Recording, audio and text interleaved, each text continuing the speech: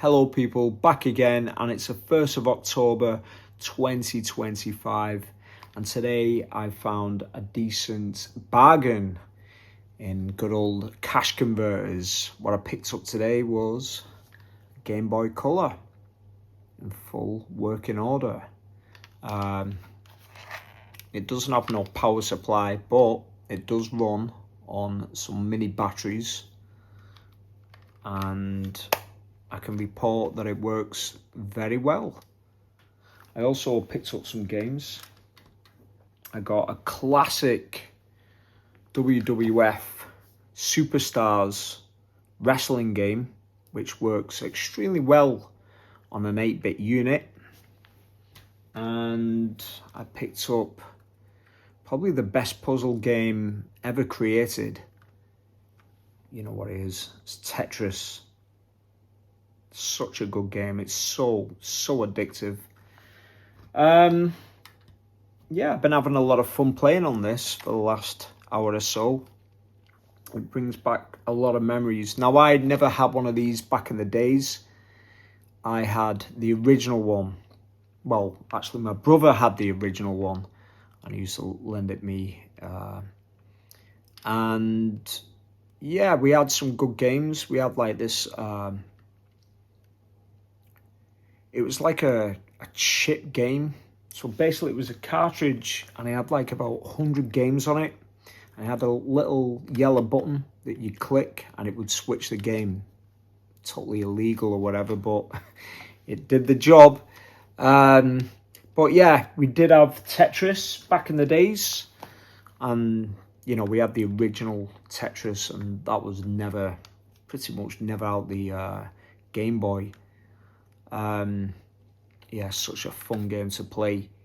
And yeah, I went on a school trip to Holland back in, would have been 91 and maybe 92, and I picked this up, which was really cheap over in Holland because of the you know, the currency was different. They had guilders back then, and the pound was quite strong back in the 90s. And yeah, I picked this up for fairly cheap. I remember getting it cheap in Holland.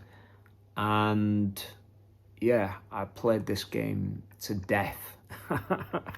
I hammered this game. You could be like, you know, some cool characters. You could be the Ultimate Warrior, the Macho King, Randy Savage, the $1 Million Man, Ted DiBiase, Hulk Hogan, and Mr. Perfect. And yeah, it was really simple game. It played a little bit like the WWF Superstars on the arcade.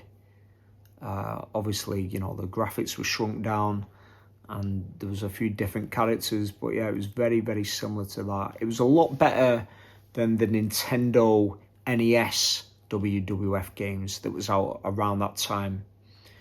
It was pretty awful, to be honest. But yeah, it's fun playing it now in 2025.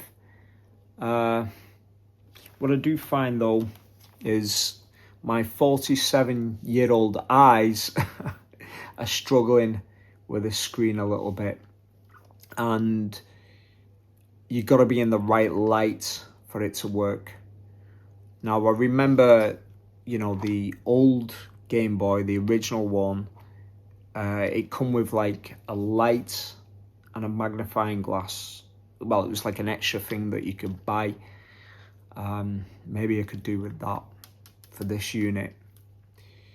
But yeah, it is pretty good. It plays very well. All the buttons work really well. No lagging or no faults or anything with it. It could do with a little bit of a cleanup. But it survived the 90s. I'm not sure when these were released, actually. Probably mid-90s, mid to late 90s. I could be wrong. Actually, it might say on the back here.